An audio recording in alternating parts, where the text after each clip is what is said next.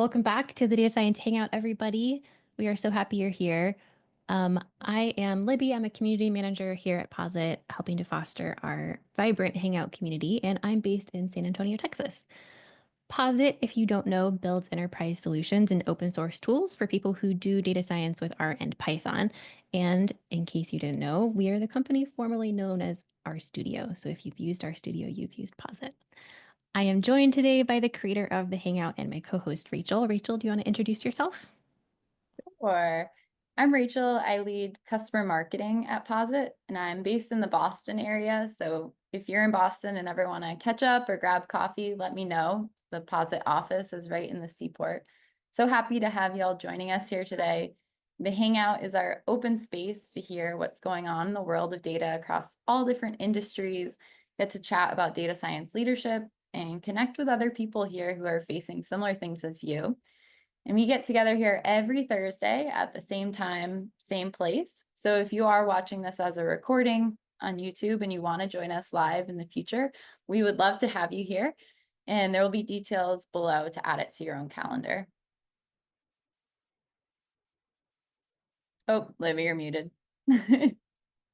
Oh, good call. Trying to mute the kitten noises that are potential in my background, everybody.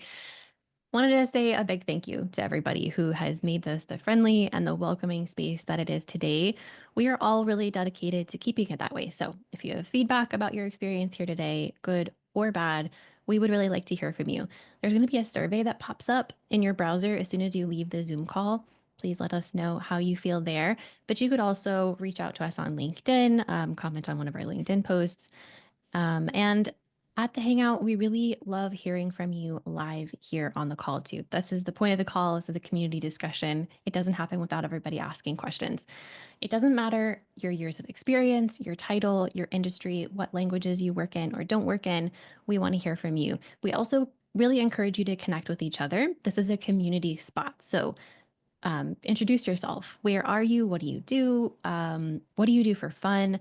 Feel free to share your LinkedIn, a link to your GitHub repo, a link to your personal website. The chat is yours to share resources. And so, as Livy mentioned, we'd love to hear from you today. So the ways that you can jump in is you could raise your hand on Zoom. We can call on you to ask a question.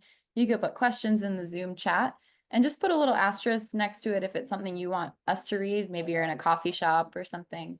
And then third, we do have a Slido link where you could ask questions anonymously. And I'm sure Isabella or Curtis will share that in the chat right now.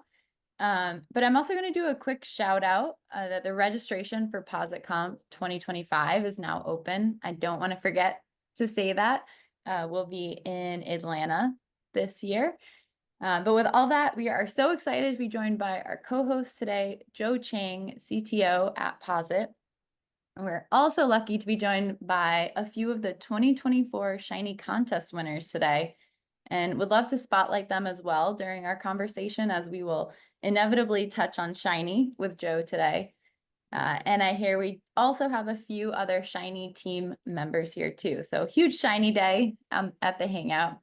Joe, I'd love to kick it off with having you introduce yourself first and share a little bit about your role here at Posit, but also something you like to do for fun outside of work. All right.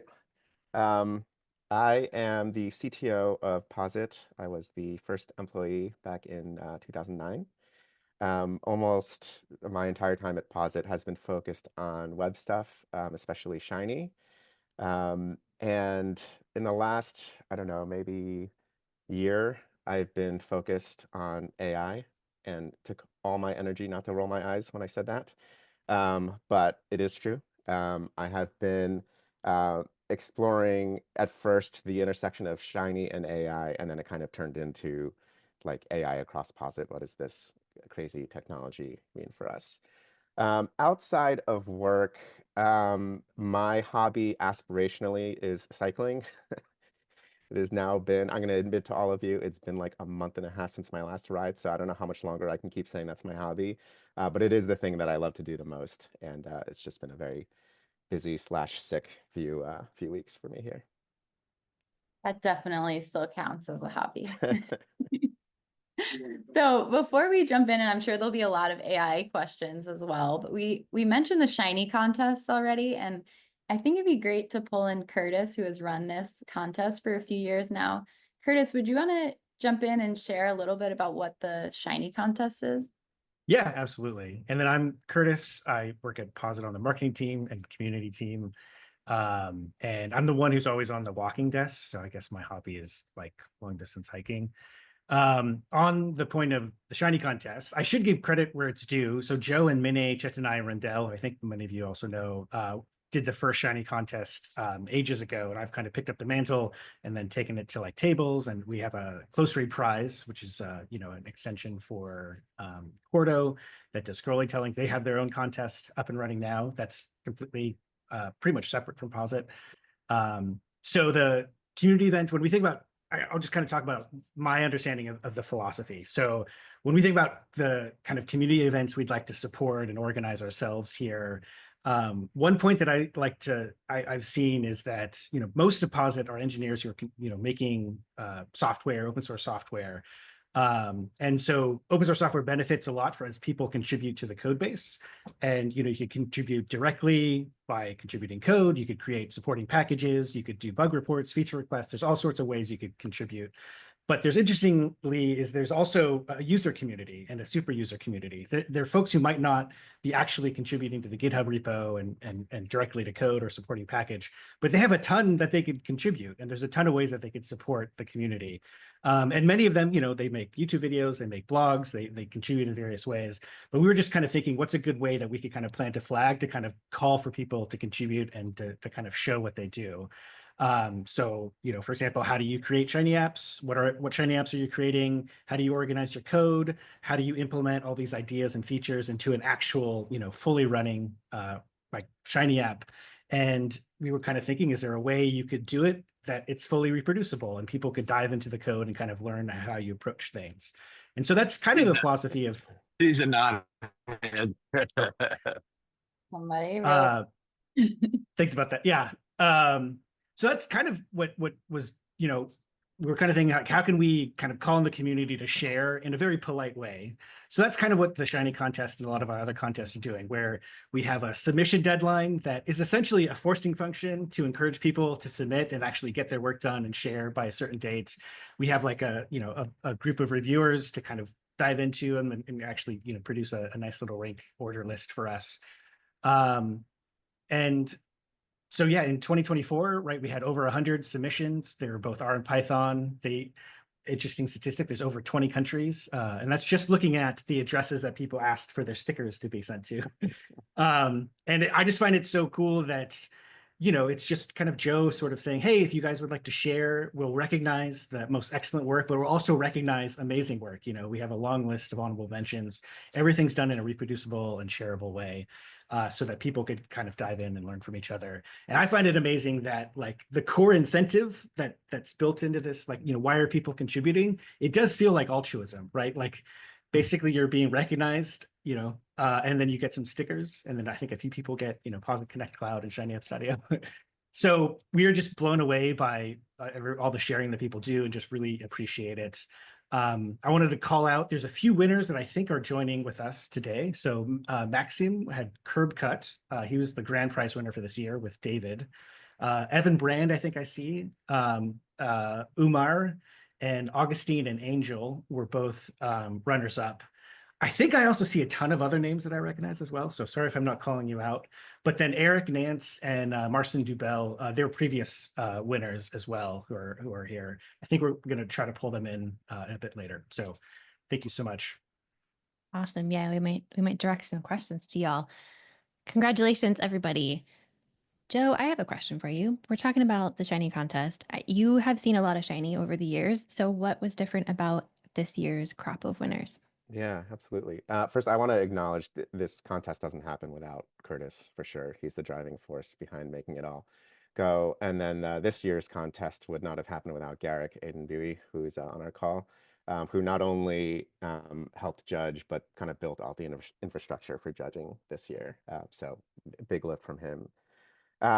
This year, 2024, I think every year, I think the submissions are really awe-inspiring, and I'm surprised every year. I don't know why I'm surprised every year, but every year I'm like, oh my gosh, like what people are able to come up with is amazing. And I think what struck me about this year was that the level of sort of design polish and technical expertise and impressiveness is as high as ever, but it felt like these applications, especially among the winners, felt real.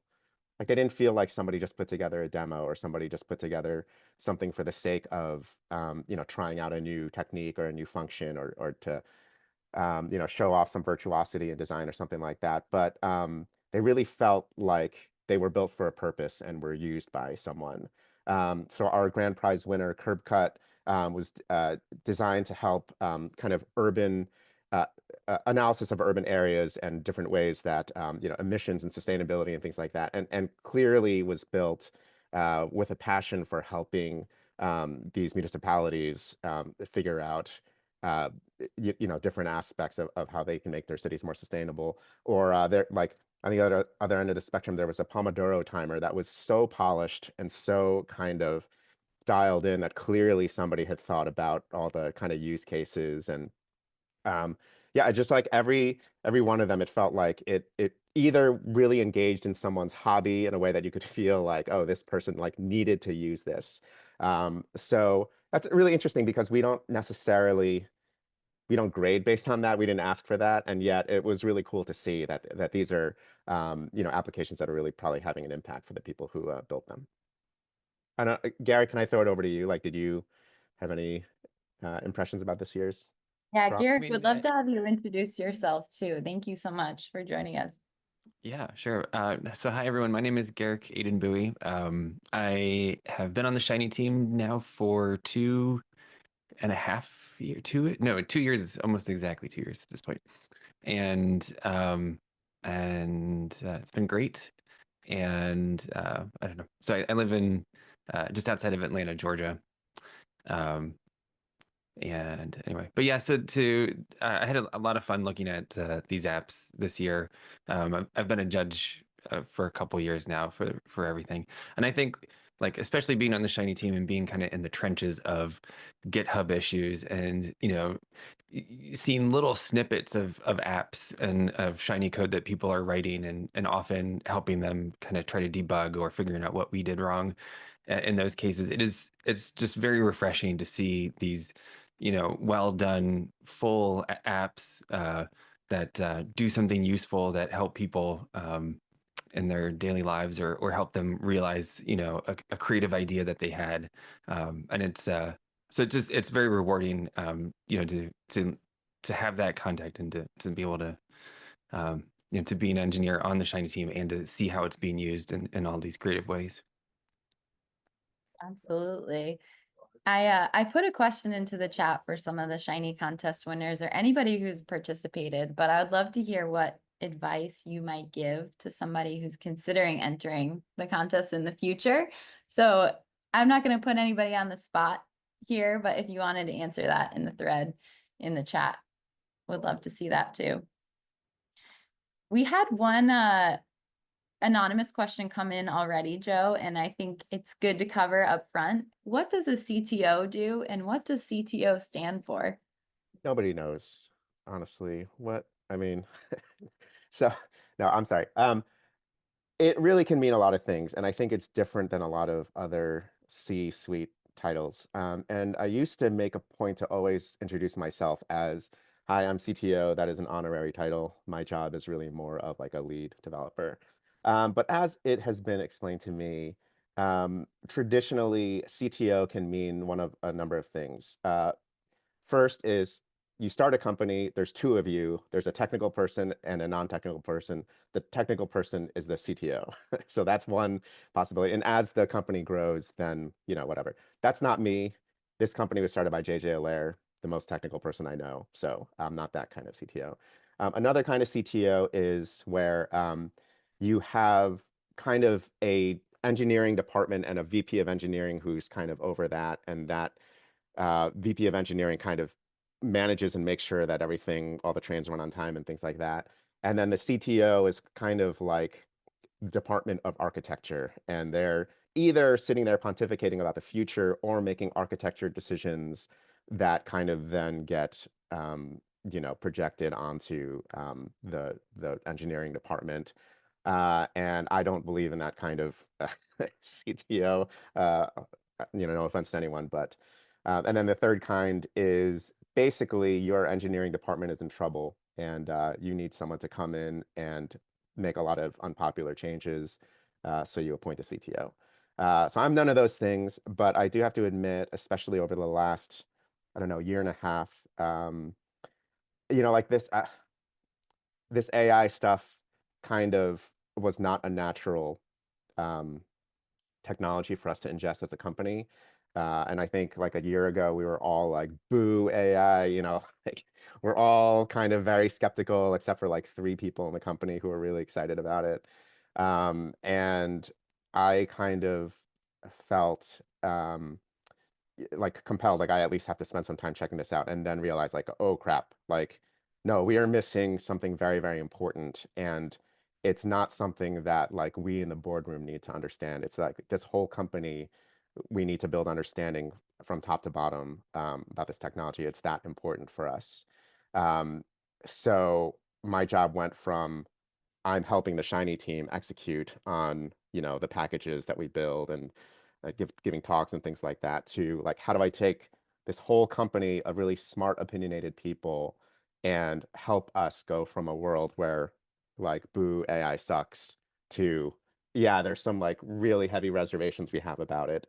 And yet, uh, we have to look at the opportunities here and upskill ourselves and turn that into, a set of plans, a set of prototypes, a set of strategies. And so there have been like a lot of points over the last year where I'm like, this feels like CTO work more than it feels like being a lead developer. So sorry, that's a long answer. Oh, that's great. I see Marcos has a follow-up question here in the chat. Marcos, you want to jump in? Nope, maybe you can't yet, but I could read it. Marcos' Oh, question. he just What? unmuted. Oh, did you unmute? Want to try? Nope. Sorry, I'll read it. I'm here. My microphone went off to Okay. close stop land. I didn't think you'd call me so fast, Rachel. I thought I had like 10 minutes before you get to my question. Sorry. Which is just that I'm still a AI skeptic. I feel like code generation, it's good at, like you gave a good demo, I think at PositConf, about how like, you can turn like words into like a DuckDB query or whatever. But other than code generation, I'm very skeptical. I feel like Apple's AI, Apple Intelligence is just comically messing up summaries all the time. I don't think they can think. I don't think they can reason. I think Apple had a paper that exposed their inability to do math just by giving it some unnecessary information. So was it more of the code side and like, well, like we can have it, this is a good way to generate structured SQL queries or structured JSON or whatever, or is there something else that you saw that kind of changed your tone on large language models? Yeah, I mean, I think that's what I would talk about today, but I think what started the change for me is that there were a couple of true believers that just really were, as soon as ChatGPT and really like Gen AI stuff before that came out, who were really intensely attracted to this technology. Winston Cheng on my team, I work very closely with, and he was one of these people that just, I think, as every new development came up, he was like, "Oh, look at this is amazing." And I mean, he tends to be like, he gets more excited about new stuff. That I think I'm a little bit more like curmudgeonly. But I realized after a while that there's like a big difference in mentality between the people who were getting excited and the people who were sort of getting annoyed. And I think the difference is, so you go to use ChatGPT for the first time or whatever, and you ask it 3 questions and it gets 2 of them wrong, right?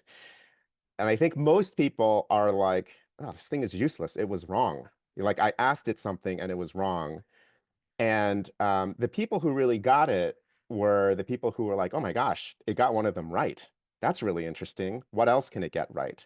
Or, it got it wrong the first time, but then after 2 follow-up questions, it got it right. And it started with coding. It started with, I'm trying to develop, I have to do this algorithm this afternoon.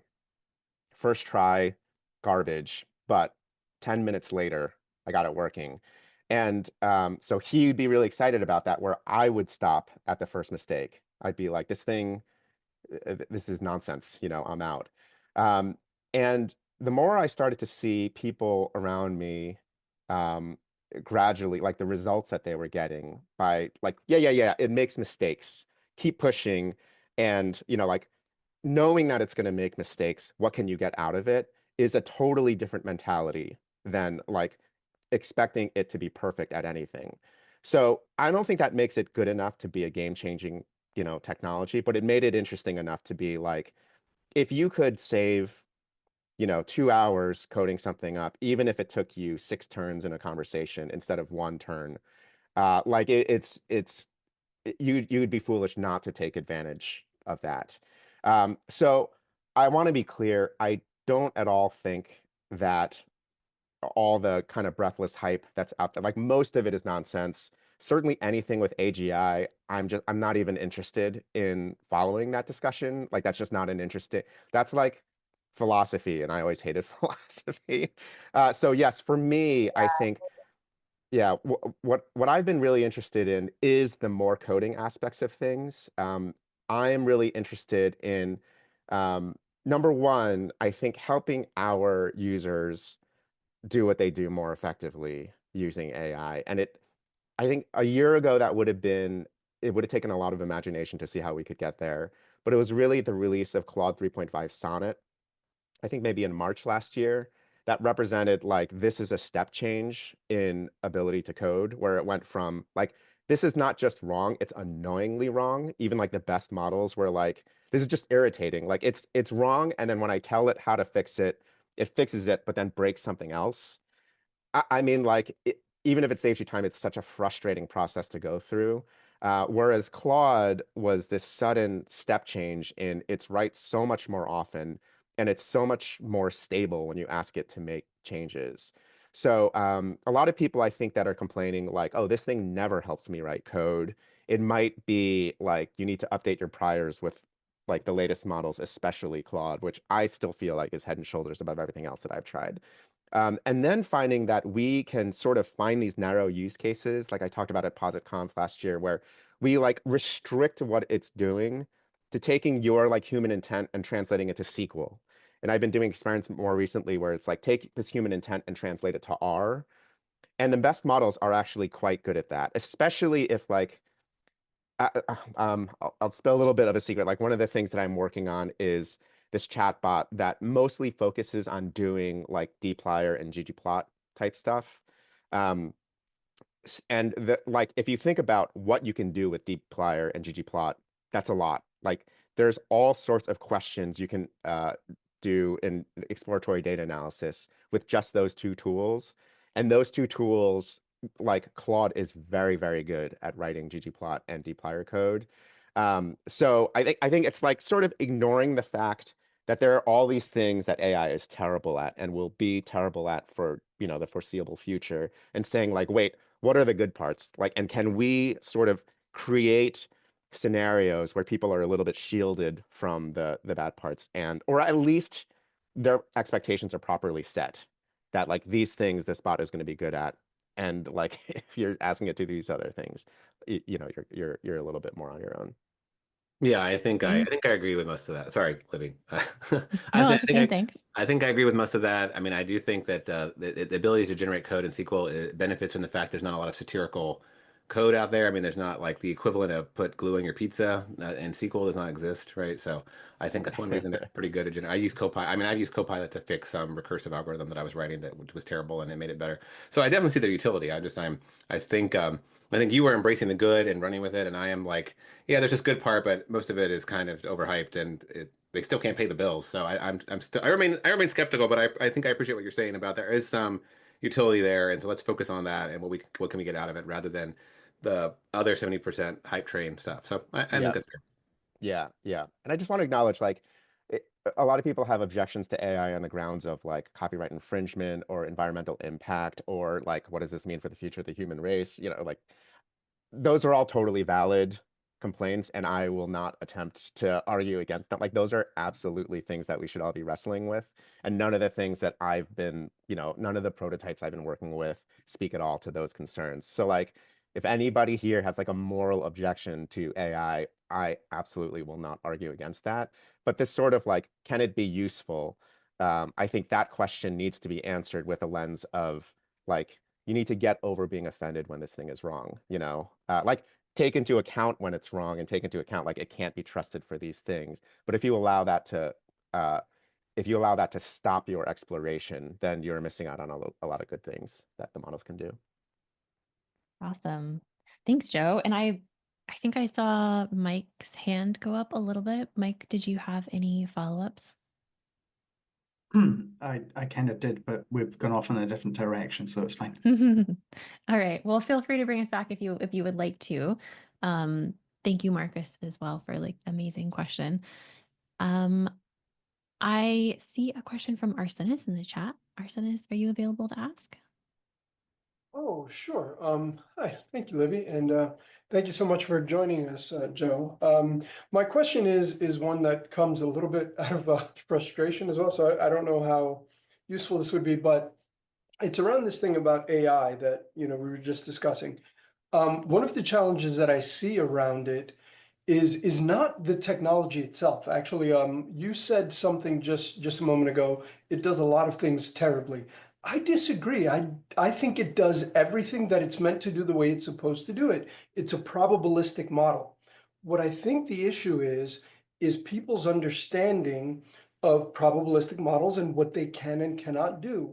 So if your expectations of AI are that it's going to talk to you like a person and have the judgment of a human and all of that, yeah, you're going to be very disappointed, right? But it's actually, these are really great language models that are just that. They're just models of language. They predict what something is based on a huge set of data. And you know, the models are great. So I think the problem is the expectation of it. And so I'm wondering how you've dealt with kind of that question in talking to folks that are maybe a little less technical. Yeah, I actually fundamentally disagree with that framing. I mean, well, Okay. sorry. What Sure, you've said no, is that's true. cool. What you've said is true. These are absolutely probabilistic models. They are effectively like very, very, very large pattern matching machines. There's no doubt that that statement is true. However, I found it as of like a year ago, it stopped being useful. So, you know, I think that there is, we've been doing an internal hackathon series, myself and some members of the Shiny team. Once we realized like, oh, there's stuff here that we need the whole company to understand. We do like a 2.5-hour boot camp and then set people free for 2 days to you know, hack on LLMs. And the very first thing I say is to resist to this framing. So especially people inside Posit, a lot of them know how these things are coded. They know the math. You know, they know what a feed forward network is. They know, you know, how you know, attention works. And if you know a little bit too much, it's actually, it gives you really bad intuitions about what this technology is capable of. Because I think probably at least a year ago, we surpassed the point where what you would intuit a pattern matching machine to be able to do, these things can already do, they can already go beyond those things.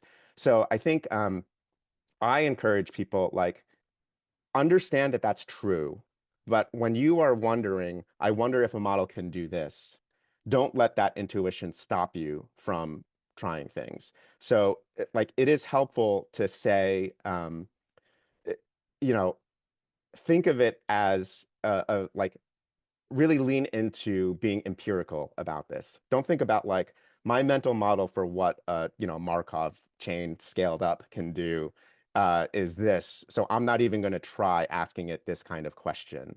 Like, I think like we far exceeded what you would normally intuit these models to be able to do.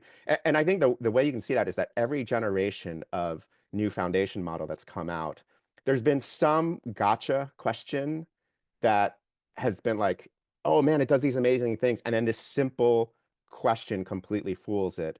And there's always a host of people posting, well, of course it can't do that. All it is a stochastic parrot. Of course it can't answer that kind of question. It's never seen that kind of question before. And then what happens is the next generation of models come out and they can completely, you know, not just solve that question because they've seen that question, people have talked about it, but like that type of sort of quote unquote reasoning, which again, not technically true. It is not reasoning. And yet your mental model is better served by pretending that it's reasoning and then just not being surprised when the facade kind of falls down. But a lot of what in our hackathons, we've had like 90 people now come through this hackathon.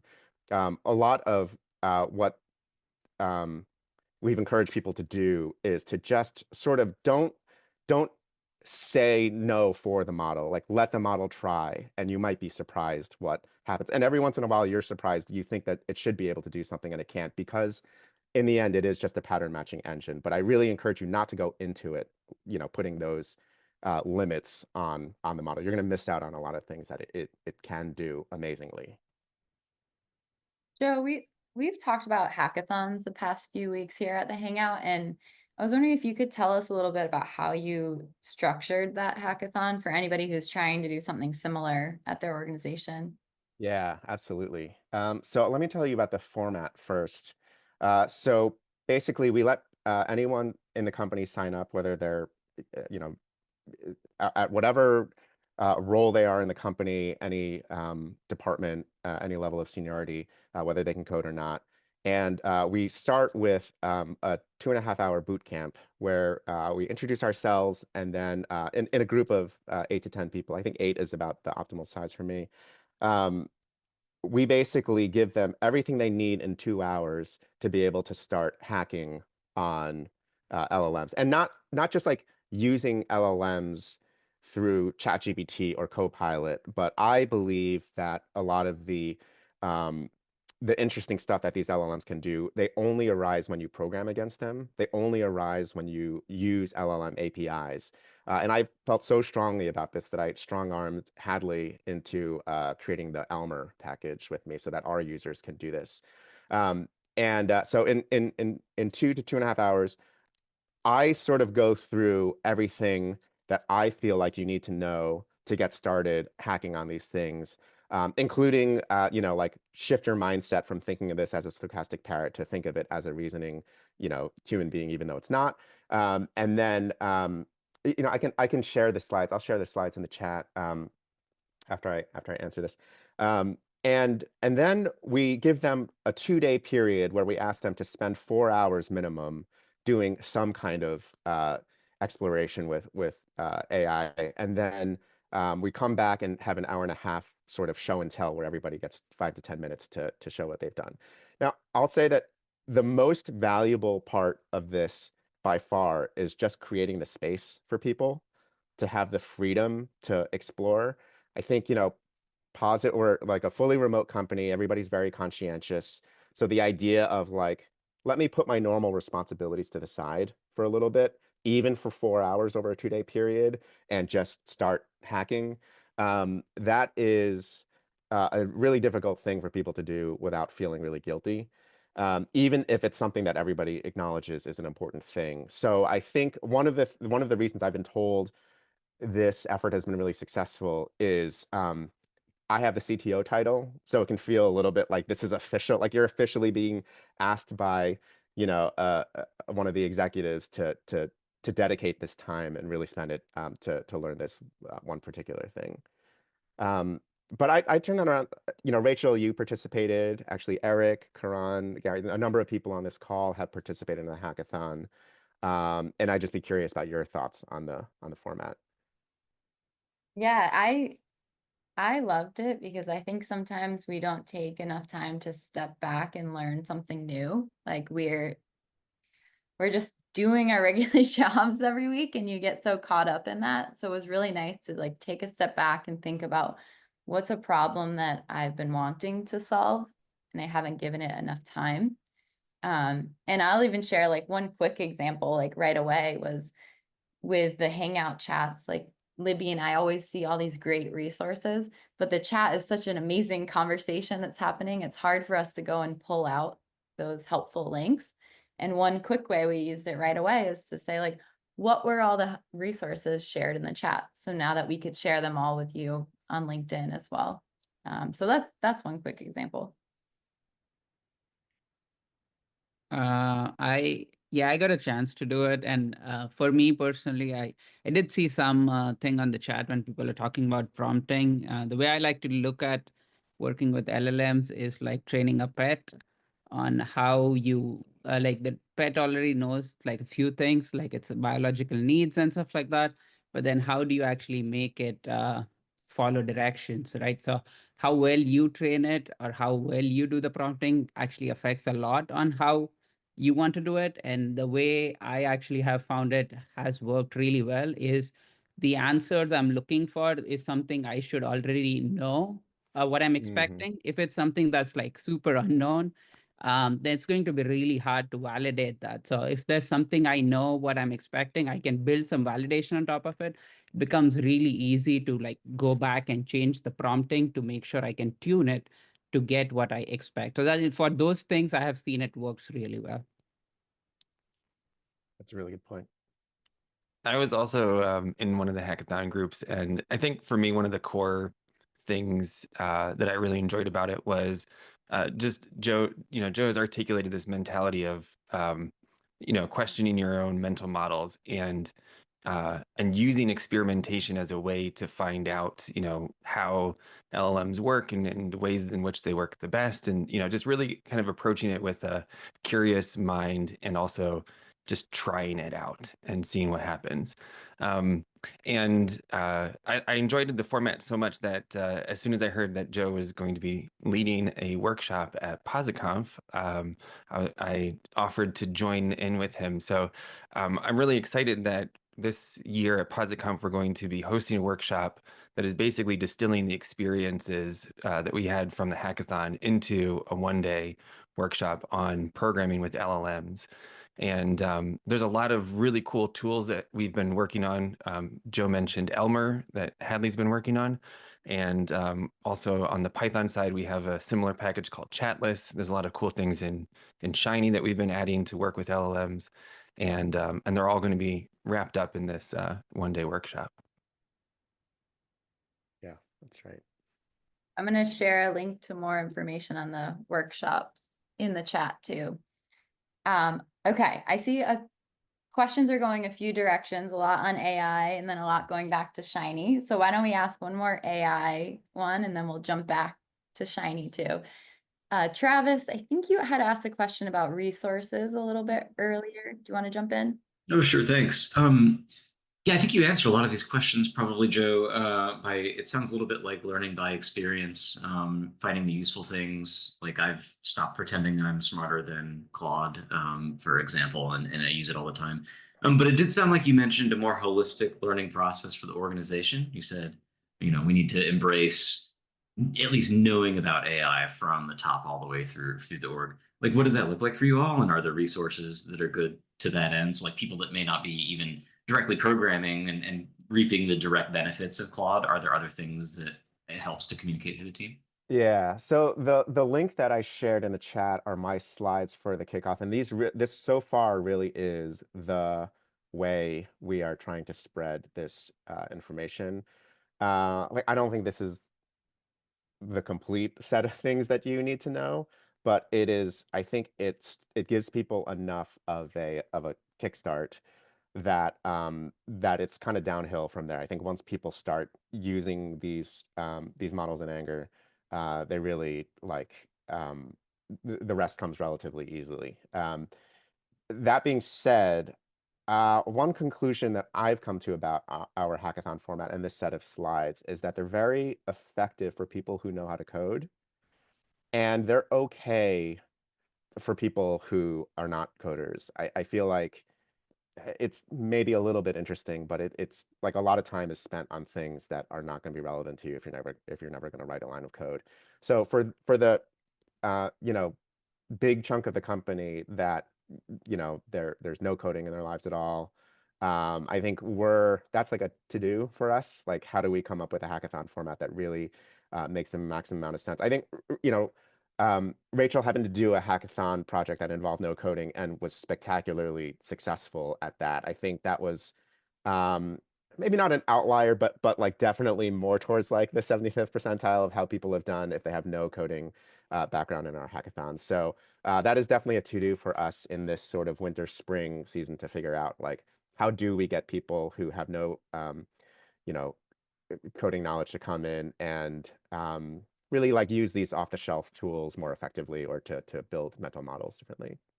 And I do think that's an important point about like when you set up the hackathon and when you and Winston were talking about like a few examples, because you open it up to say, hey, you don't have to know how to code these yourselves. There are some other tools you might want to explore. I think that's really important into making other people feel welcome to join. And so you're not sitting there, oh, shoot, what am I going to do here? Yeah, absolutely. And the thing that we've pointed people to the most is Google Notebook LM, which I don't know, it seems to be like a particularly good implementation of RAG and a number of other techniques, and a really nice UI. So I think so far, I think we've had the most success basically pointing people, like giving people a sense of like what RAG is, how, how system prompting works and stuff like that. And then just go see what you can do with Google Notebook LM.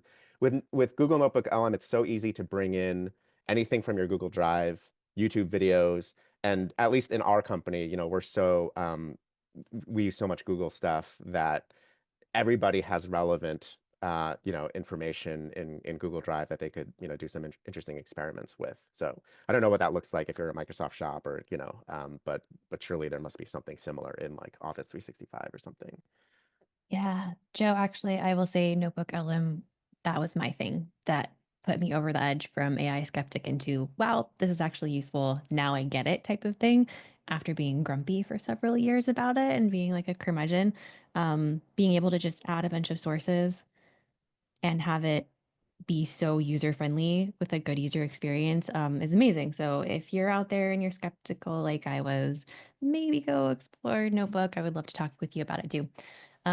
I wanted to steer back to Shiny for just a minute because we asked in the chat, like, hey, Shiny contest people, do you have any advice? And Eric does. So I'd love him to hop in really quickly and share. Yeah, hi. Thanks, thanks, Libby. Tongue-tied there. Yeah, so I've been a Shiny user from the very, very beginning, back to the Google mailing list. So shout out to those that were on the Google mailing list back in the old days. Nonetheless, yeah, the Shiny contest, I'm so glad that was originated. And for me, both from being on the inside of it as a judge one year and as well as being a submitter, some of the advice I can give to those of you that are interested in trying this out, one of which is find, like, maybe it's based on one of your hobbies or an interesting data that really excites you. Don't just use some data source that is kind of boring to you. Find something that really you have some excitement with. And when I submitted, even though I was a judge there, I just figured I'll just submit it just for fun. I was involved, of all things, an online racing league during the COVID pandemic. And we wanted a way to, after we get the race results, to have a cool app to visualize it and kind of track how the racers were doing throughout the season. So we figured out how to do OCR on like the game screenshot. And I thought, okay, well, I'm going to bring Shiny into this and not just have my compatriot in Europe do all the Python fun with it. So I built a Shiny dashboard with it, leverage Plotly, leverage Reactable, but things that I wish I could share like more fully from my day job, where some of you know I come from life sciences and I can't share like 99% of what I do there, but I worked in a few things that I learned from some of those projects into that Shiny contest app. So it was like finding a motivating data set or other rich source of inspiration and just being as creative as possible with it. So even though I certainly wouldn't share that dashboard internally at work, nonetheless, it was fun to flex the a little bit of Shiny creativity with that. So yeah, just finding that novel use case, I think, is a great way to go. Yep. Awesome. Thank you. And I think we had a very good Shiny adjacent or Shiny question in the chat. If I can find it. Jordan, are you available to ask? Yeah, I think. Hey. Yeah, what was it? I put a lot of words. I Yeah, found it. I'll put it in the chat so you I see it, yeah. Okay. It's a lot of people. So just kind of asking, like, is there mostly any sort of Shiny app that I make or try to make default to any plotting done in Plotly? And it like gets the job done, but I feel like it's something that has been around for quite a while, but seems to not have so much development or a lot of enhancements in it. And I was just wondering if, like, is there anything that anyone else uses that seems to be better? Seems like GGIRAF, which has a fun name that people seem like to like using that. So I'm just kind of wondering, like, are there any sort of like, plotting alternatives, stuff that works better, stuff that's in development, cool stuff to check out there? Yeah, I definitely sympathize with that. I feel like Plotly is just good enough that I don't like bother learning anything else. But it definitely, it definitely has its rough edges. And there are definitely times where I'm like, oh, I wish it was a little bit better in this or that area. Um, I love the advice that's here. DJI REF and each Hearts for R. Um, I don't have a ton of experience with either, but I've heard really good things about both. And it's always one of those things that I think for us internally, for those of you who have been around for a long time, we took a shot at this with GG Viz years and years ago. And Hadley kind of famously declared on stage at USAR that like 2014 was the year of GG Viz. And then we hit some kind of, I don't remember even what the technical challenges were, and then kind of backed away slowly. So for years he caught a lot of ribbing from question askers at conferences, like, "What happened to the year of GG Viz?" But I think it's always something that feels like we're very tempted to return to, but it's always like, oh, the year after this year, like there's always these things first, and then we can like let's build the world's best interactive graphing library. So that being said, I feel like it's interesting. This same problem exists in the Python space. I feel like Plotly plays the same role there, where it's sort of like probably the most popular interactive one, even though everyone's like, yeah, it's good enough-ish, but all the competing libraries have their own sort of pitfalls or particular features that they don't have. So I always keep my eye on ones that are based on Vega, Vega and Vega Lite, just because it feels like there's like a really principled base that they're building on. But at least last I checked, the being able to do custom interactive stuff, like in reaction to clicks and things like that, all that stuff was a little bit, it felt a little bit manual still. So I don't know. Anyone else here want to speak to this question? I think it's a really interesting and important one. Yeah, I'll open this up to everybody. And on the subject of Shiny, I know one of our contest winners, Umair, also had some stuff to add. So feel free to hop in here, Umair, and talk about either plotting stuff or your own Shiny stuff. Thanks, Libby. So my suggestion is, if you have any idea at all, don't wait until you have all the required skills to make that app. Just start. And once you have some bare bones working app, get community feedback. So DSLC Slack is very useful. Blue Sky is very active now. You can get some feedback and improve from there. When I was working on my app about the story time, with AI, I did not know how to render Quarto slides in the app, and I actually had a very challenging uh, uh, time to basically use Quarto and not only generate the slides but also render them in the app, because Quarto limits you to where your output directory would be, unlike R Markdown. But eventually I figured it out. So my suggestion is just start. Don't hesitate.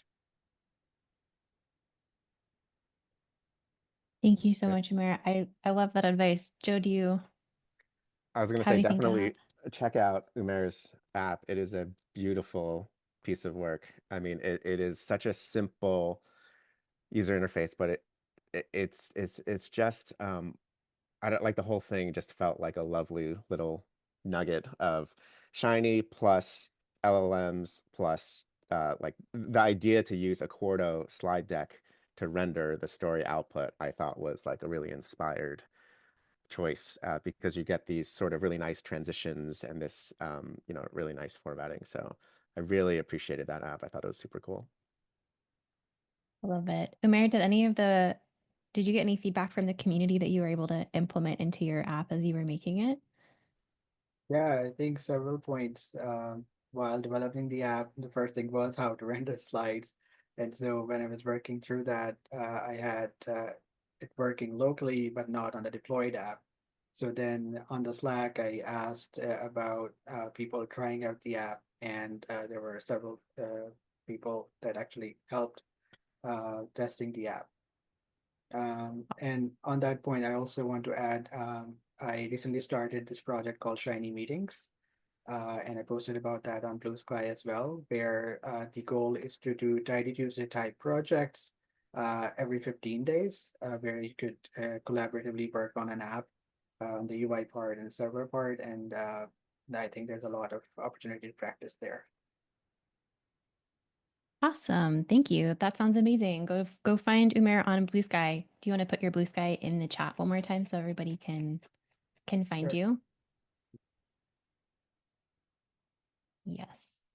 Awesome. And also, while we're on the subject of Shiny, and JP, I see you have your hand raised. Really quickly, I wanted to mention the Shiny conference is going to be coming up. So everybody go take your fingers to Google and look at the Shiny conference. It's amazing. I've attended it for the past couple of years, and it's such an amazing place to go do workshops and watch talks. And then also there's a whole showcase of Shiny apps. So if you think these Shiny apps are cool from the contest, you want to go investigate more of what's possible, I really highly recommend going and checking out the Shiny conference. Awesome. Curtis just put a link in the chat.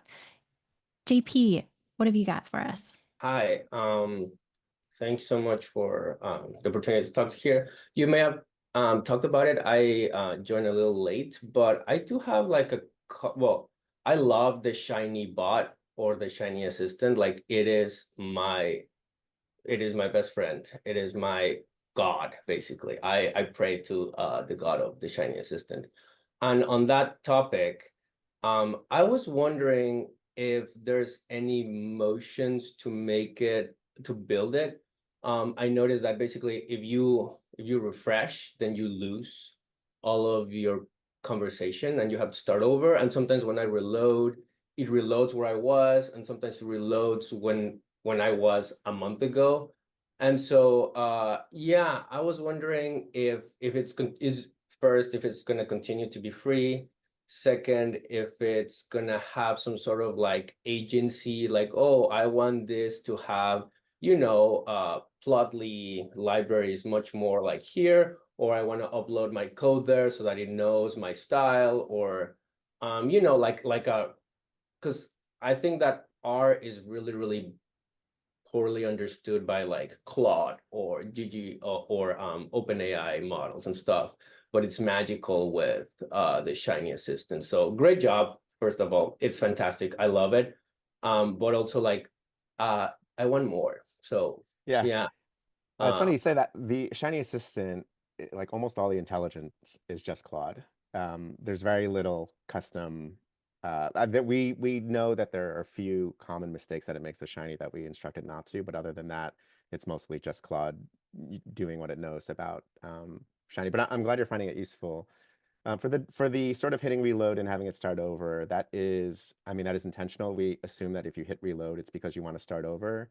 And if you're seeing it sometimes when you hit reload, it reloads, it continues where you left off. That's because if you disconnect, we assume that was accidental. So if you put your laptop to sleep, or you just, walk away for a few hours and come back and it's gray, we assume that if you hit reload then that's because you want to resume where you left off. And you can see the difference because in the URL bar, you'll see a huge URL after the pound sign. That means that it has state that it's waiting to restore you to. Whereas if you just see like the bare URL, if you hit reload, it's gonna start clean. So I think there's definitely, I'm sure that there's ways we could improve that and make it more clear. Yeah, as for whether it'll remain free, it is quite expensive to run. It is currently costing us, I think, a couple $1,000s a month, and growing quite a bit each month. So I'm not sure what the future holds there. Worst case, I think, is you'll have to bring an API key from Anthropic, and then it'll cost you dollars a month at the most. I mean, it's not that expensive for an individual. It's just at scale, it really adds up. But I think our focus right now is there are a lot of things that it can't do because it's running in a browser. There's a lot of code that it can't run. It can't access your data, things like that. So one of the things that we are actively working on now is thinking about how do we bring that experience local so that you're running Shiny Assistant on your own machine and it can run whatever R or Python code you could run on your machine. Like that's what it can write and let you preview. And then in that case, I mean, we will definitely be asking you to provide an API key or something like that. We if you're running on your machine, then we want you to connect directly to Claude or whatever's in the back end. So and as far as getting better, I don't know, like we're not doing a great job of sort of analyzing what people have written into Shiny Assistant. So like we reserve the right to like analyze your logs, but we have not as of yet done any of that. So right now we're a little bit blind as to what Shiny Assistant is doing well and not well. So Cool, thank you. Thank you. This time goes by so quickly. I saw there was an anonymous question that was, do we share the summary of the chat and the resources and advice from the Hangouts? So I just wanted to quickly call out that all the Hangouts are recorded and shared to a YouTube playlist, as well as on the Posit website. But you'll see Libby is helping to share all those resources in the recordings as well. So that will be in the details for each Hangout recording when it goes up.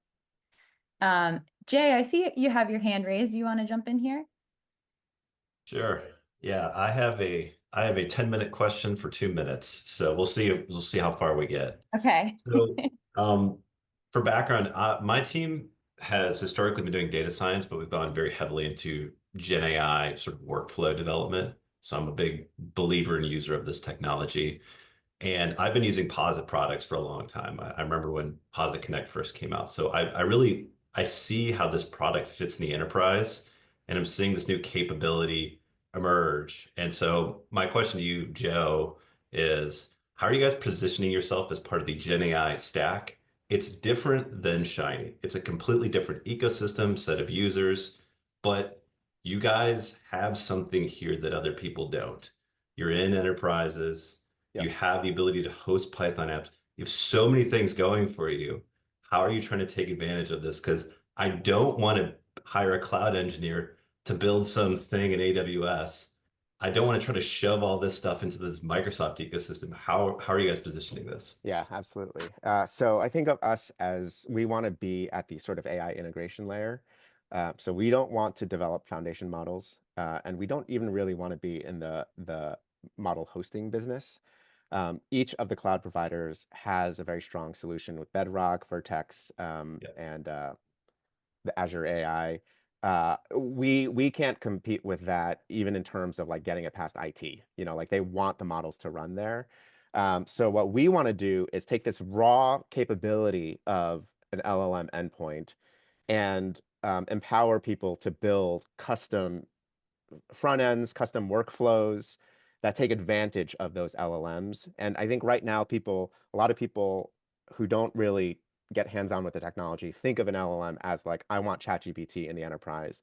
And we think of this as like, sure, you can have that, but there's so much more interesting capabilities if you narrowly focus these LLMs to solve a particular workflow problem.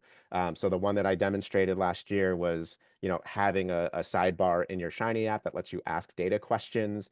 But I think, in our hackathons, in our internal explorations, there's just like a million things where you don't want some off-the-shelf AI solution. You want to build something that's bespoke to your organization where LLMs are one ingredient of what you're building. So that's one part of it. That's what I'm most excited about, being, a Shiny person. But there's also other possibilities that like Connect itself could gain LLM capabilities. Like Connect itself could let you ask questions of the content that you've published, for example, which, those are things that we're actively exploring as well. Okay. I feel like this is a longer conversation, and I know you guys have stuff to do. So thanks, Joe, for answering it. I feel like this could have been a 2-hour conversation for us all today. Thank you all for such great questions, and I can't wait to go back and look through the chat here and see all the conversation happening. But thank you so much, Joe, for joining us as our featured leader, and Garrick for jumping in here too, and to all the Shiny contest winners who joined today as well and shared their experience. Yep. Thank you, Yeah, thanks, everyone. everybody. See you next week. Bye all.